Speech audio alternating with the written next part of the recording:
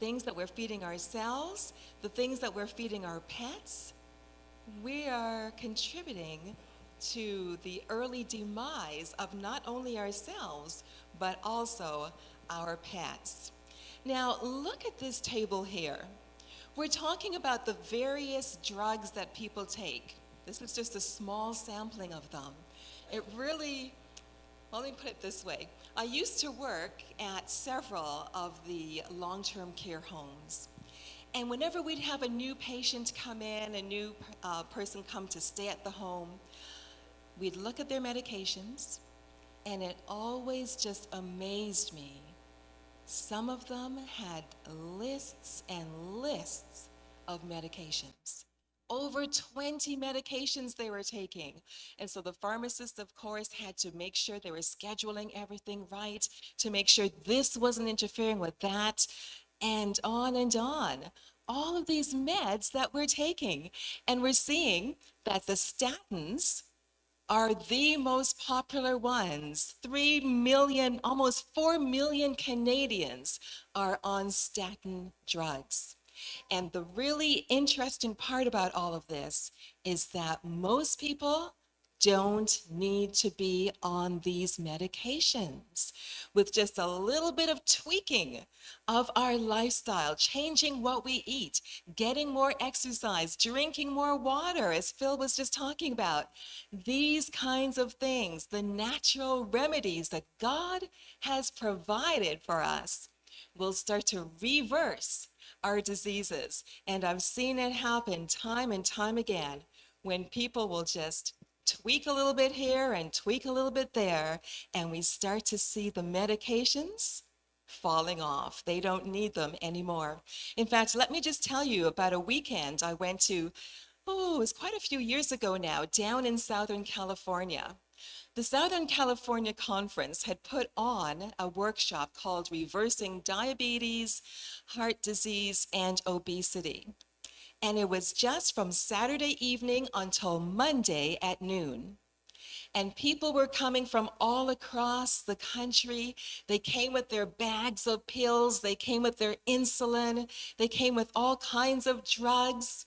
Remember, this was just Saturday evening until Monday at noon. Well, it started off with the Saturday evening meal, plant-based. Sunday morning, plant-based meal. All of the meals were plant-based. But would you know it, by Sunday afternoon, just by eating plant-based and getting a little bit of physical activity, what we were doing was walking after each meal for about 15, 20 minutes. By Sunday afternoon, one day, people were already having to reduce their diabetes medications. That's how simple it can be. That's how fast it can be. That is how wonderfully made we are. Once we start to treat our bodies right, our bodies are self-healing. That's the way God created us. And in one day, we started to see results in people. And by Monday afternoon, when people were going home, people were rejoicing left, right, and center. Their insulin was being decreased. Their medications were being decreased just by eating plant-based and going on little walks after their meals. Isn't that amazing? Praise the Lord for his goodness. Now, when we look across the provinces and territories, we're seeing that here in British Columbia, the average is about $8,000 per person for healthcare costs. And again, it doesn't even have to be that way. We are spending almost half of the budgets, the provincial budgets, the federal budgets, on health care that isn't really health care. What's another word that you would use for it? Sick care. Absolutely. If the government would start putting their money into prevention, we could see these kinds of figures slashed in half and even less. And so today, when we're looking across the spectrum, we're looking across the country, across the world, we're seeing the diabetes, we're seeing surgeries increasing, we're seeing cancers increasing. And now we've got everyone's favorite, COVID-19. We've got that to look at as well. And just an interesting little slide here with respect to hospital stays. The regular flu, this was back in 2020, the forecast.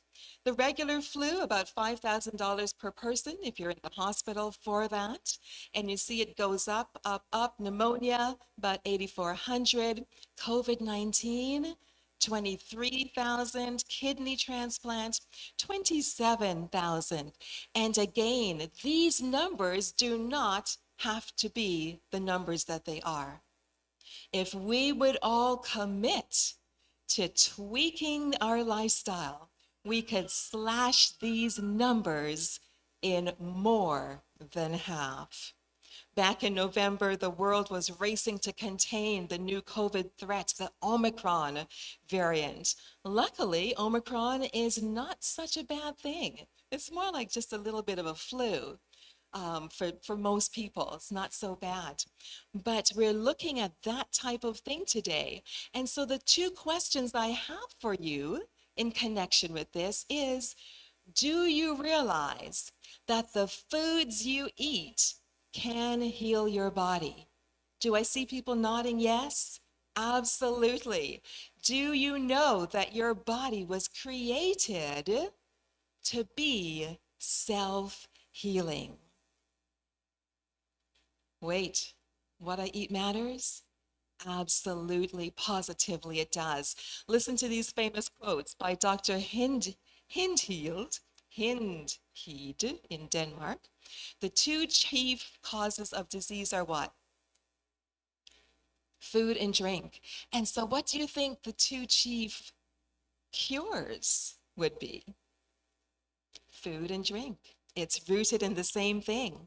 90% of all conditions outside of acute infections are directly traceable to what you had for lunch today. Luckily, what you had for lunch today was plant-based, and because it's Sabbath, it's 0 calories. It just doesn't count on Sabbath. But the things that we are eating can either lengthen our lives or shorten our lives. And Dr. Wiley says, I believe I would not be far out of the way to say that man's diet may be said to be a factor in how many diseases? Every disease to which man is heir. That should be man is heir. You know, God wants you to be healthy. And I think this is something that we've read this text before, we've heard it before, but we don't internalize it. We hear, but like it says in Revelation, we don't understand. We hear, but we don't understand. It doesn't go fully in. We don't quite believe it. We don't quite trust it. But read this verse with me. Everybody read together. Beloved, I pray that you may prosper in all things and what? Be in health just as your soul prospers. This is God's desire for us. And we know that it is because we can back it up with even more scripture. So here is one directly from God himself. In Exodus 15:26, this is one of my favorite passages. If you listen carefully, actually, I want you to read this one with me as well. Let's go. If you listen carefully to the Lord your God and do what is right in his eyes, if you pay attention to his commands and keep all his decrees, what will happen?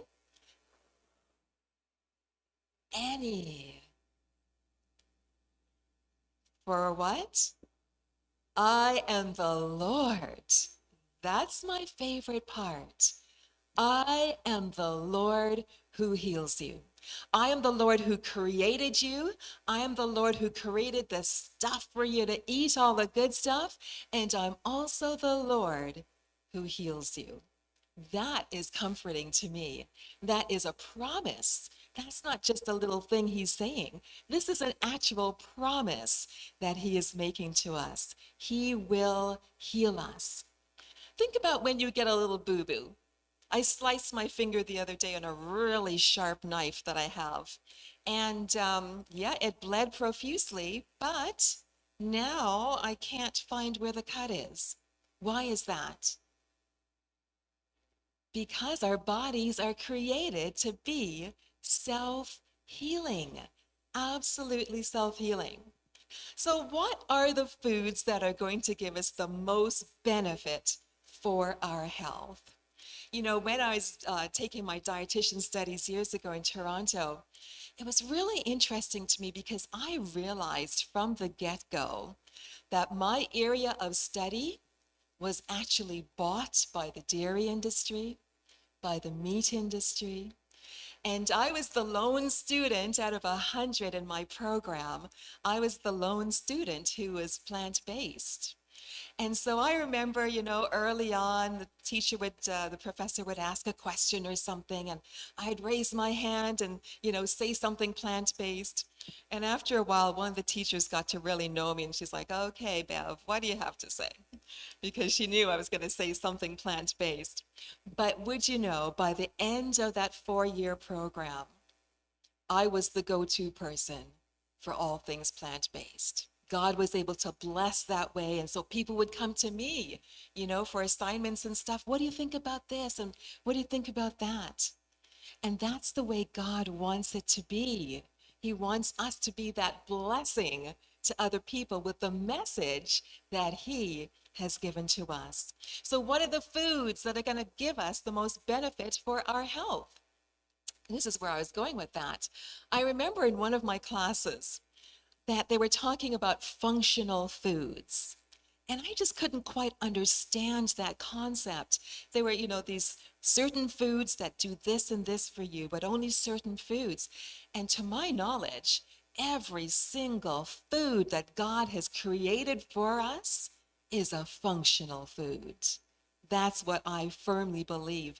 Everything He has created for us to eat, not everything that we eat, but everything that He has created for us to eat is a functional food. It's a healing food because He created it for our good. Have you seen this chart before? This is put out by the Physicians Committee for Responsible Medicine. You're not going to be able to read the fine print too well, but that's okay. You don't need to really see that part. This is the new 4 food groups. Years ago, Canada's food guide had the food groups, and it included the fruits and vegetables, and the dairy, the meats, and all of that. Have you seen the new Canada's food guide, anyone? And weren't you amazed at what you saw? It didn't have the dairy anymore. It had this little tiny piece of animal product amongst the beans and the tofu and everything. That was astounding to me because when I was studying to be a dietitian, that was just not even in the books. That was not even in the works at all. It was all about that dairy industry and the meat industry. So kudos to Canada's food guide people for putting together that new food guide. This isn't it though. This is the Physicians Committee for Responsible Medicine one. And the new Canada's Food Guide closely resembles this one, so I'm really so proud of them. Here are the things that we really need to be eating on a daily basis for our best health. Fruit, it says 3 or more servings of fruit a day. How many of you are getting that? 3 or more servings of fruit. Excellent. Legumes, beans, tofu, 2 or more servings a day. The whole grains, 5 or more servings a day. And that might sound like a lot, but when you consider that, you know, 1 slice of bread, that's a serving right there. So if you're having a sandwich, you got 2 slices, you've got your 2 servings there. The serving sizes aren't very big, and I'm not going to linger on that at all. But I wanted to mention, look at the vegetables, look at the fruits. 3 servings. Fruits are so important. They cleanse our system. but the vegetables, 4 or more servings a day, because the vegetables, especially the dark leafy greens, they heal our systems. Fruits will help to cleanse. The dark leafies and the other vegetables will help to heal your system. So today I'm going to talk, there's a lot of foods that are going to heal your system, but I'm going to talk about 4 areas in particular. The dark leafy greens, the cruciferous ones. You know what cruciferous means? Which ones are the cruciferous? Broccoli, the cabbages, those ones. Going to talk about beets and carrots and about flax seeds. And if you were upstairs today, you might have seen the flaxseed brochures that we have. And we brought everything downstairs for those of you who didn't make it upstairs. We brought it all downstairs in the corner in the hallway there, so you can still get all those great nutrition resources. Now, what do all of these foods have in common? I'm not sure you're going to guess what I want you to guess, but all of them have one thing in common. What was that? Fiber? Fiber is good, but I want you to think spiritually, because our food also impacts our spiritual selves. Can anyone guess what all of these foods have in common? Cleansing, they are cleansing. Let me tell you. Balancing, simple, those are all good. But the one thing that these all have in common is that they point us to the cross. Let me tell you how. Back in Genesis 3, after Adam and Eve had sinned and brought all that pain and anguish into the world, God says to them, "Cursed is the ground because of you. Through painful toil, you will eat food from it all the days of your life. It will produce thorns and thistles for you, and you will eat the plants of the field."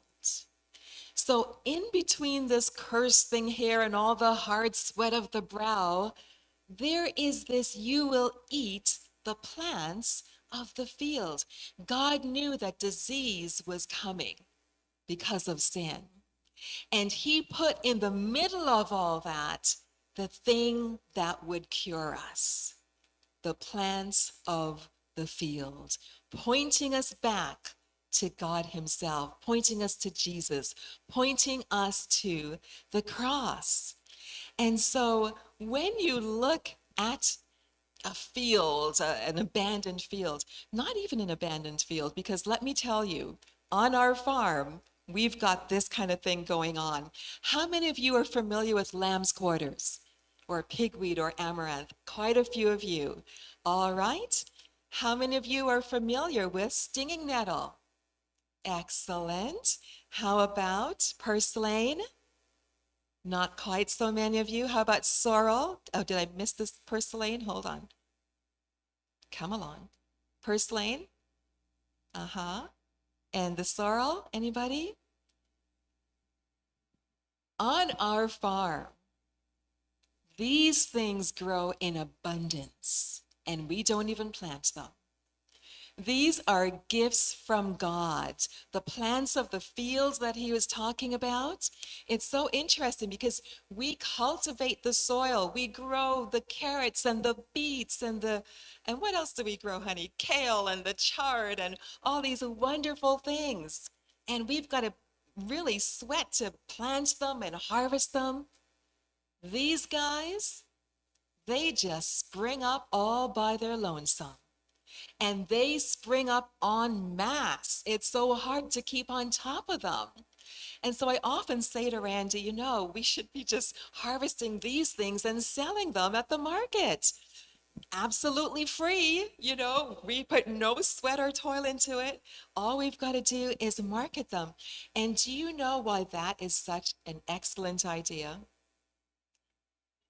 Lamb's quarters. These things that we consider weeds, Their nutritional quotient is off the charts. They are so amazingly good for us. And that's where I'm saying, where God said in the beginning there, cursed be the ground and all the rest of it. And you're going to have to eat the plants of the field. And this is the stuff he gave us to eat. It springs up all by itself without us doing anything. And it is off the charts with respect to its nutrition. Isn't God good? Isn't he amazing? Amidst the curse, he still loves us so much that he's given us the antidote for our various ills. Beautiful, beautiful. So let's just have a quick look at this. Kale. We grow kale. We grow a large amount of it, and we sell a ton of it at the market. Everybody loves their kale. But if we look at the lamb's quarters, let's take 1 pound raw of each. We've got the folic acid, 132 milligrams in the kale, 136 in the lamb's quarters. So not too much difference there. 21,000 milligrams, actually those are micrograms, in the vitamin A, 15,800 in the lamb's quarters. Calcium though, 615 milligrams compared to 1,400 milligrams in the lamb's quarters that we like to call weeds. Potassium, 2.1 in each. Phosphorus, 255 compared to 327. Riboflavin, 0.7 compared to 0.9. Thiamine, 0.7 compared to 1.8.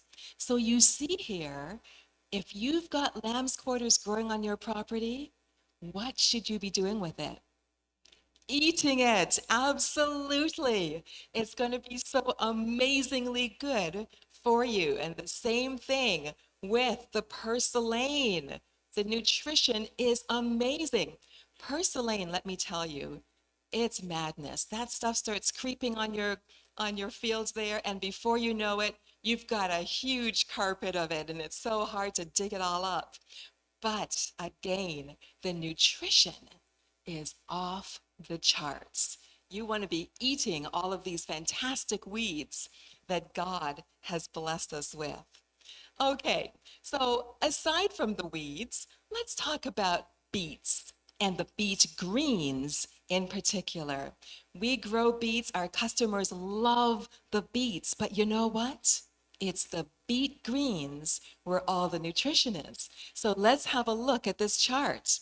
Calories, that's okay. The beets, okay, hold on. We're taking 100 grams of each of the beets and the beet greens, the beet tops.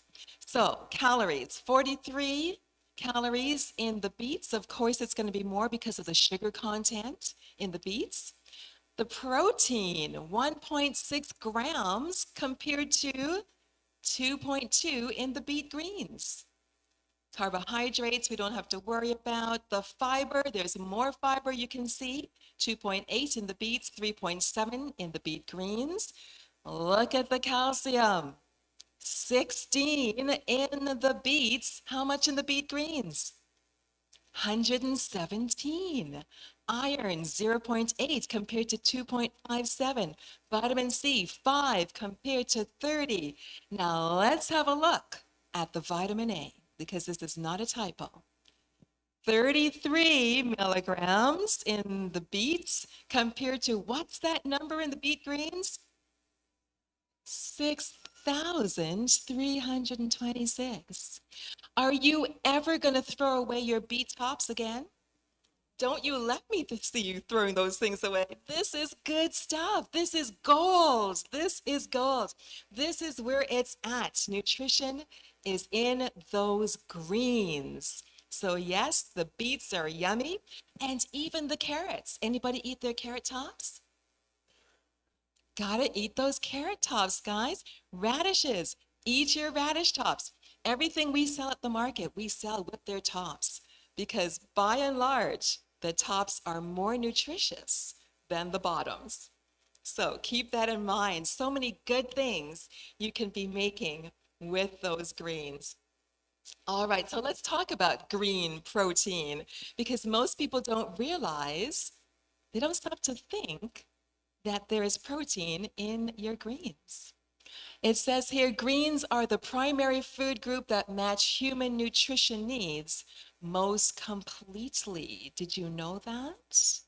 Did you know that if you were bleeding out, blood all over the place from some accident, if there was no blood nearby, but if there was some chlorophyll nearby, you could infuse yourself with chlorophyll and live, because it's almost the same components, the same makeup, the same structure as our own blood. Plant blood and our blood, practically almost identical.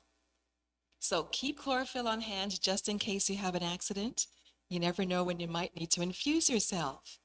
All right, greens can be combined with any other foods. And I get this question a lot as a dietitian.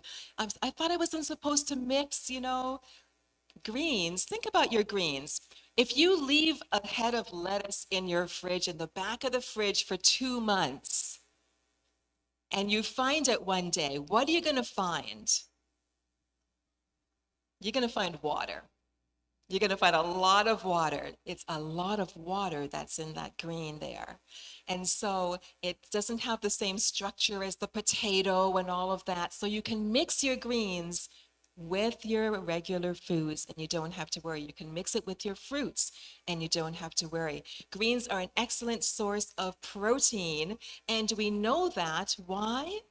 Because they have sufficient protein in them to build muscles in Bessie the cow.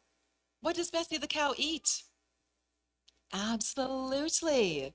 And so if Bessie can grow as big as she does eating grass, surely you and I can grow as big as we need to be, not eating grass, although who was it? Nebuchadnezzar who had to do that? One of those kings, and he thrived. He thrived.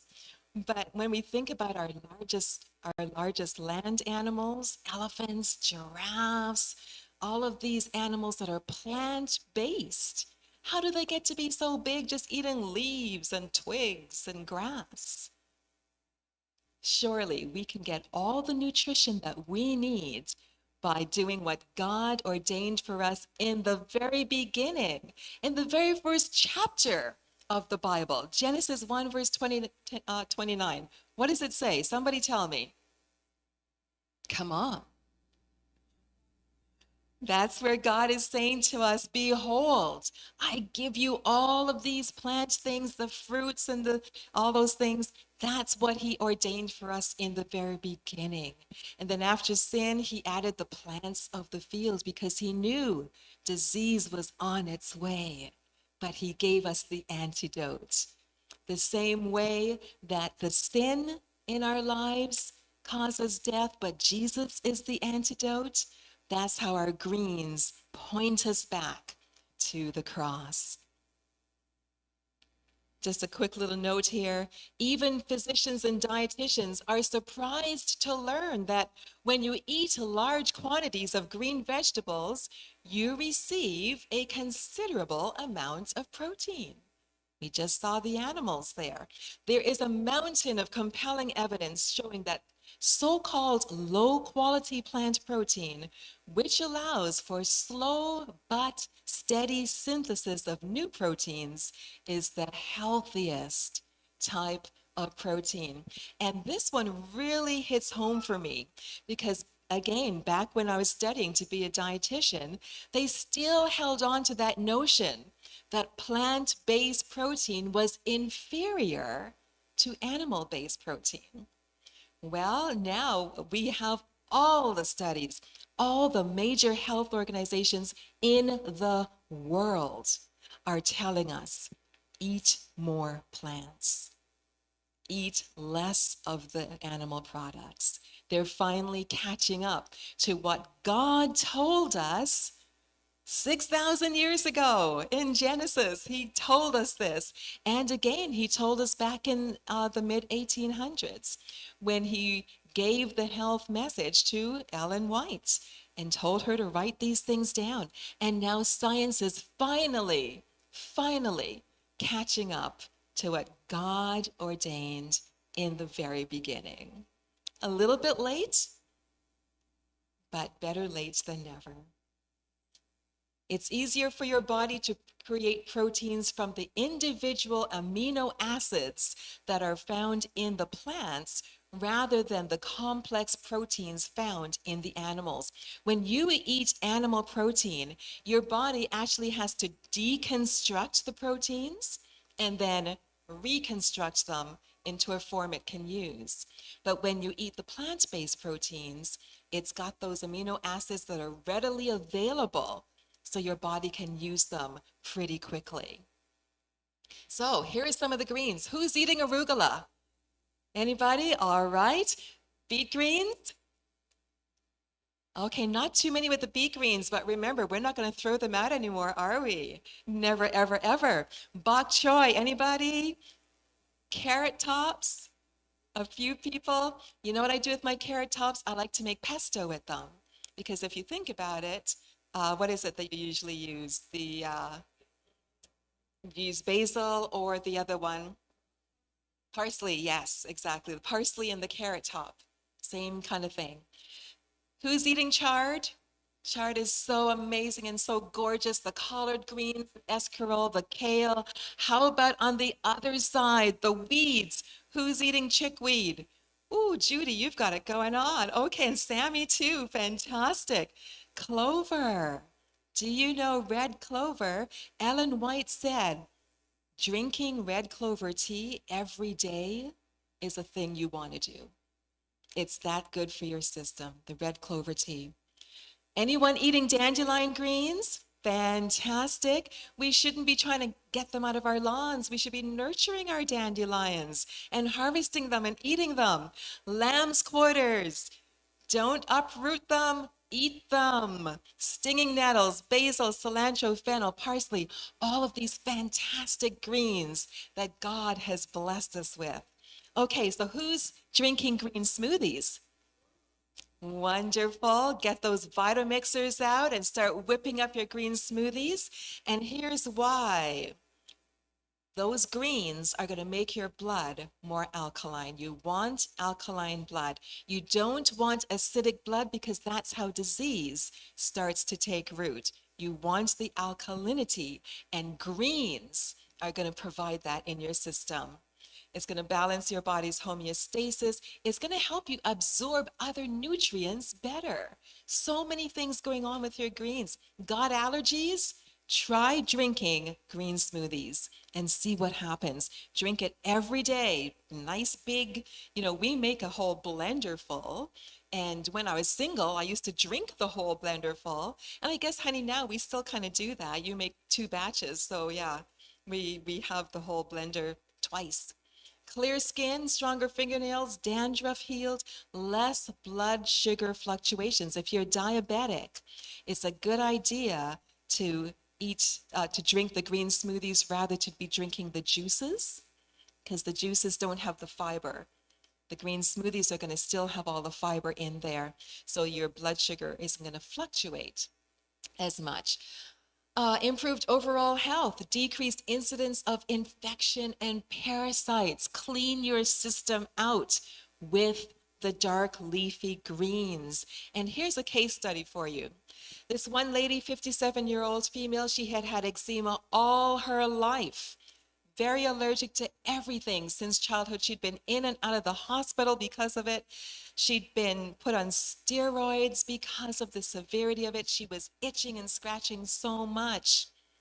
After 2 weeks of green smoothies, she was able to sleep through the night for the first time. Her skin was clearing up. She was sleeping through the night. Green smoothies. Fruits are going to cleanse you. The greens are going to what?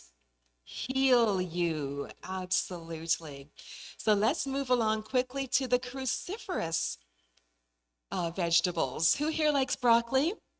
Anybody like cauliflower? Brussels sprouts? I don't like Brussels sprouts so much, but roasted, they're really nice, roasted. Okay, vitamins A, C, E, and K. Lutein for your eyes, folate, they're cancer fighting. This is a big one. They are cancer fighting. So if you are having any struggles with that type of thing, you want to increase your greens, you want to increase your cruciferous vegetables. Low calorie, of course, fiber, vitamin K. A serving of broccoli is going to give you all the vitamin K you need for a whole day. But if you are on blood thinners, you need to be very careful with that because it's going to interact and make things a little bit uncomfortable for you. Cruciferous, let's see, the broccoli. The broccoli points us to the cross. And how does it do that? See the little flowers there? When they're turned a certain way, they form the cross. And so when we're eating our food, most people actually probably don't ever see the flowers. You don't see them in the stores. But, when we have them blooming on the farm, if we've left the broccoli for a while, it's going to have the little flowers and you can add them to your salads. They're so yummy and they just have that delightful, nice yellow look to them. But yes, they point us to the cross because they look like a cross. Another gentle reminder from God. These are the things I want you to eat, pointing us to the cross. Interestingly, you want to cook your broccoli rather than eating raw because that just opens up more nutrition for you. You don't want to be boiling your broccoli though. You just want to steam it lightly and just for a few minutes. Don't keep it too long. Otherwise, you're going to start to see the green coming out there. We don't want gray broccoli. We like to have our nice green broccoli, that chlorophyll. Let's talk quickly about flax. Omega-3 fatty acids that are so important for our brain function, for our energy level, for all of the cells in our bodies. Omega-3s help to make up the phospholipids, that lining on your cell membrane. So we need to have our omega-3 fatty acids. And in our day of age, our way of eating, it's so much easier for us to eat the omega-6s. We get a lot of omega-6s in our food. We don't get enough of the omega-3s. And so adding some flax to your everyday eating is a really easy way to get some real good omega-3s happening. And you can do that, just grind some up. It's best to buy it whole. Don't buy it already, ground up. So keep it in your freezer, and just when you're using it, take out your little coffee grinder that you're not using for coffee, but you're using for flax, and just grind some up. Add it to your cereal, add it to your sauces or whatever. But 1 to 2 tablespoons of that ground flaxseed is going to give you so much benefit for your entire day. What are some of the benefits? It's going to lower your blood cholesterol because of the fiber. Now listen, it's really important that you grind up the flaxseed. Why? Because they're so tiny and so slippery, they're going to slip on through your system and you'll see them later in their whole state. You don't want that. You want them ground up so your body can latch on to all the goodness that's in them. And that includes the fiber. That includes things like lignans. Lignans are phytoestrogens that are going to be fighting in your system, fighting against cancer, fighting against all kinds of bad, evil things in your system. So you want to be having your flax. Anybody use flax for making flax eggs for when you're baking and such? Fantastic. Very, very good. All right. Now, how do the flax seeds point us to the cross? Let me take you back to the story of Joshua and the spies. When they were there, where is it, Jericho? Am I getting it right? Jericho. And Rahab hid them on her top veranda there. What did she hide them under? Stalks of flax. The same way that God's goodness covers us, Jesus has covered us with his own blood. The same way that Rahab had covered those spies with the flax, that's how it points us back to the cross. When we're eating our food, we can think about things like this and how God puts these little reminders into our everyday eating. and just be so thankful for the way he's created our bodies and the way he has provided for our bodies. Let me finish up now, then we'll go on. We're going to be going into the next room for Phil's last presentation because it's going to be a hands-on kind of one. He's got lots of things to show us. But let me finish up with the jewel tone vegetables, the beets and the carrots. There are more, but we'll just deal with these two today. And I'm going to talk about juicing them. Eating them is fantastic, of course, but juicing them, you can get so much benefit from juicing your beets and your carrots. Are any of you familiar with, let's see, what's that place?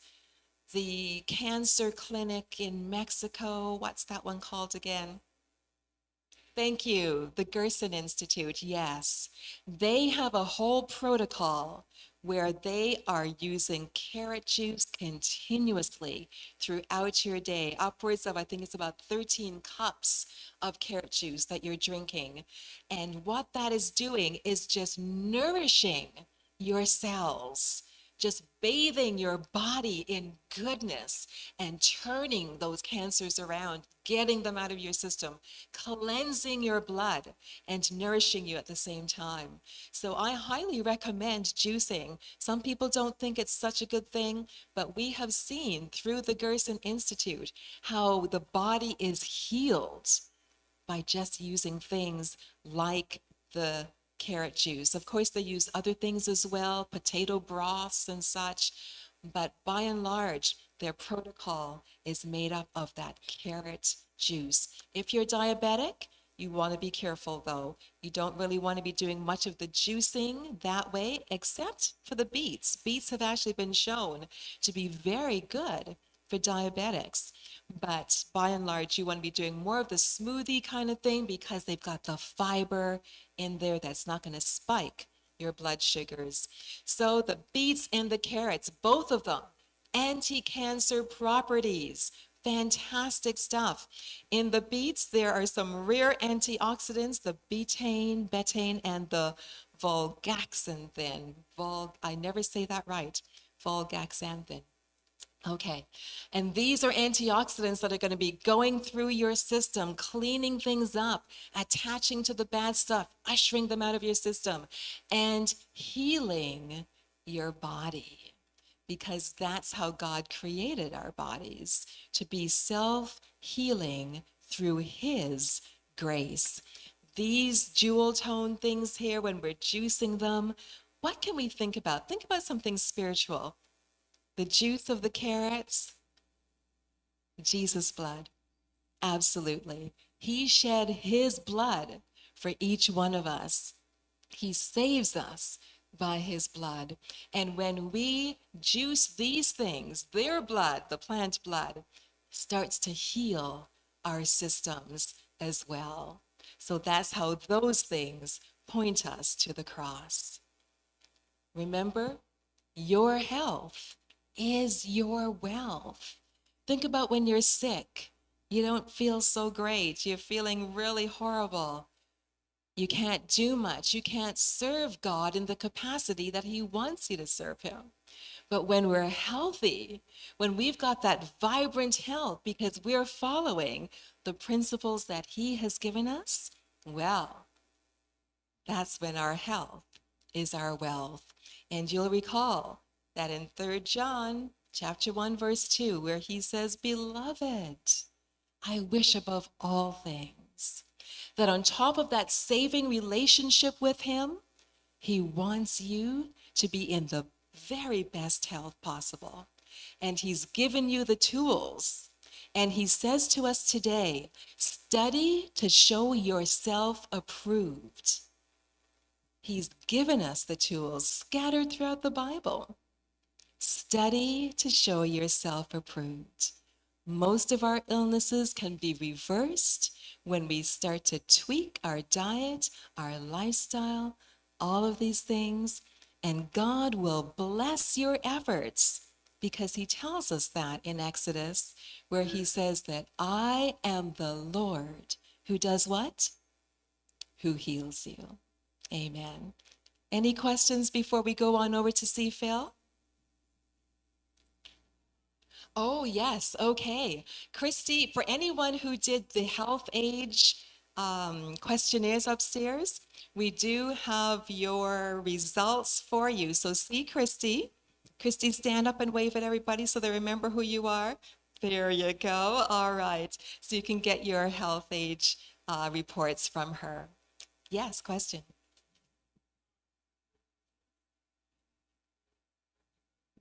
When you juice, can you do greens and fruit together? Yes, you can, because again, the greens and the fruits are very high water content, both of them, upwards of 80, 90, some almost 100% water. So they're starting at a level base. So there's no problem. There shouldn't be any problem there for you.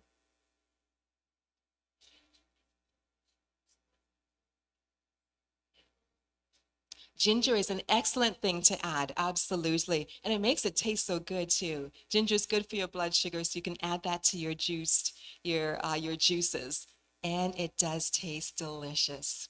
Okay, one more question. Okay, yes, you know what? I did kind of skip over that, didn't I? So I wanted to get to the next slide. But yeah, green smoothies are so easy. And this one here, it says 2 cups of raw leafy greens. Change that. Change that to 4 cups. I want you putting more greens in there. That's just a little bit of greens. That's nothing. 4 cups and more. Cram it all in there. Don't just put them in fluffy. Push them down. You want lots of greens. And you want to mix it up. Don't just have spinach all the time. You want to mix it up because you want to get the different range of nutrition that you can get in all the different greens. Be a little careful though. I once tried to do, what was it, Swiss chard. I put a whole lot of Swiss chard into my green smoothie, and even I couldn't drink it. It was just a little bit too much for me. So yeah, spinach, kale, put a different ones in there, and that'll be really good. A banana helps to give it consistency.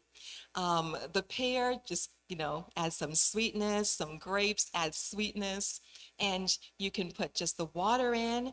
If you're still new at it and you need a little bit more sweetness, you can put some orange juice or pineapple juice, the good fresh stuff that doesn't have all the chemicals.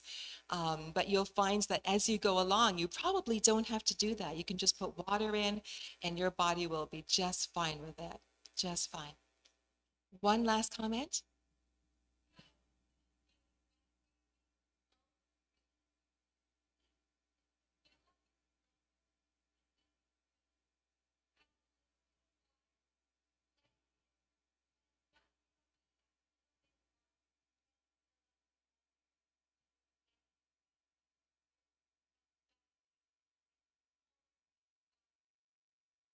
You want to get a whole lot of greens in there.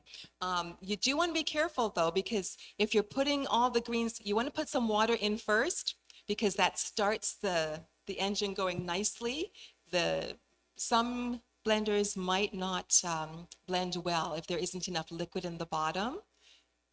But yeah, you want to cram all that green in, as Sammy was saying, blend it down, add some more, blend it down, and that way you'll get a ton load of greens. Yes, one more. Keep saying one more.